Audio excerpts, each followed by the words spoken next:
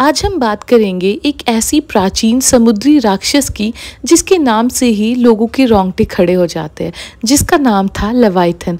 ये कहानी है एक ऐसे समुद्री जानवर की जो समुद्र के गहरे अंधकार में छुपा रहता है, लेकिन जब वो अपना रूप दिखाता है तो समुद्र का पानी भी कांप उठता है। तो चलिए बिना किसी देरी के शुरू करते हैं आज का ये रोमांचक कहानी। हजारों सालों पहले जब दुनिया नई नई थी, समुद्र का राज कुछ ऐसे जानवरों के हाथों में था जो आज के समय में सिर्फ कहानियों में मिलते हैं। इनमें से सबसे डरावना था लेविएथन।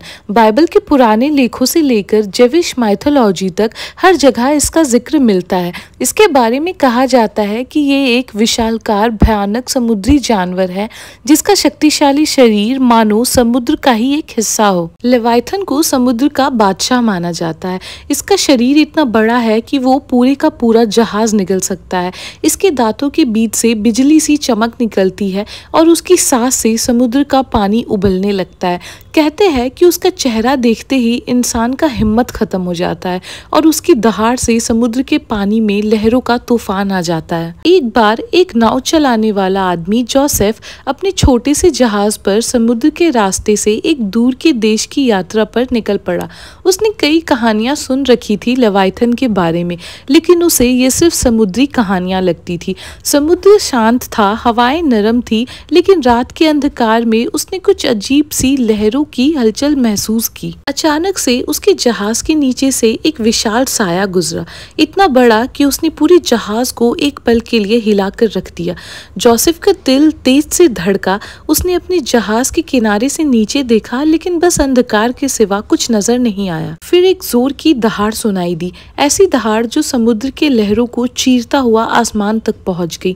समुद्र का पानी उबलने लगा, चारों तरफ से छोटी लहरों का तूफान उठने लगा। जोसेफ ने अपनी जहाज को संभालने की बहुत कोशिश की, लेकिन तभी समुद्र के पानी से एक विशाल सर उठा। लेविएथन अपने पूरे रूप में अपना भयानक मुंह खोले समुद्र से बाहर निकला। उसके बड़े बड़े मुंह से समुद्र का पानी टपक रहा था। उसकी आंखों में एक अजीब सी चमक थी, जैसे वो अपने अगले शिकार को मारने के लिए तैयार हो। जोसेफ ने अपने जीवन में ऐसा भयानक दृश्य कभी नहीं देखा था। जोसेफ ने अपनी जान बचाने के लिए अपने जहाज को तेजी से वहां से भगाने की कोशिश की, लेकिन लेविएथन जैसे समुद्री राक्षस के सामने उसका छोटा जहाज एक पत्ते जैसा था।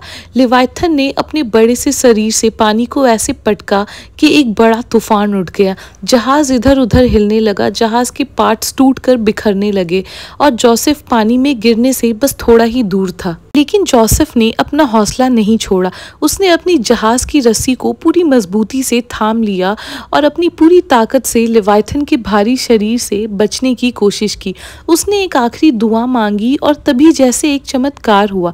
एक बड़ा बिजली का कड़क आसमान में चमका और लेविएथन उस तेज रोशनी से डरा और समुद्र की गहराई में वापस डूब गया। सुबह होते ही जोसेफ ने देखा कि उसका जहाज टूटा फूटा था, लेकिन वो अब भी पानी के ऊपर था।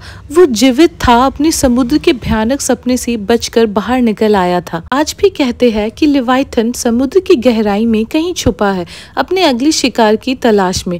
समुद्र के मछुआरे आज भी अपने सफर पर निकलते समय लेविएथन का नाम लेने से कतराते हैं, क्योंकि वो जानते हैं कि एक बार लेविएथन जाग गया तो समुद्र के लहरों में शांति नहीं बचेगी।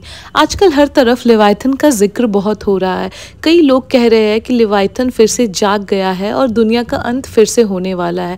खैर, इन बातों में कितनी सच्चाई है ये तो कोई नहीं जान पाया, लेकिन लेविएथन जैसे समुद्री जानवर का जिक्र हर धर्मों में मिलता है। हमारे हिंदू धर्म में भी एक ऐसे ही समुद्री जानवर का जिक्र है जिसका नाम वित्रासुर है, जिसको हराना खुद देवराज इंद्र के लिए भी मुश्किल हो गया था। तो दोस्तों, ये थी कहानी समुद्र के सबसे भयानक राक्षस लेविएथन की। अगर आपको ये कहानी पसंद आई हो तो वीडियो को लाइक करे, कमेंट करे और चैनल को सब्सक्राइब करे, ताकि आप और भी ऐसी इंटरेस्टिंग कहानियां मिस ना करें। मिलते हैं अगले वीडियो में, तब तक के लिए सेफ रहे, अपना ख्याल रखें, बाय बाय।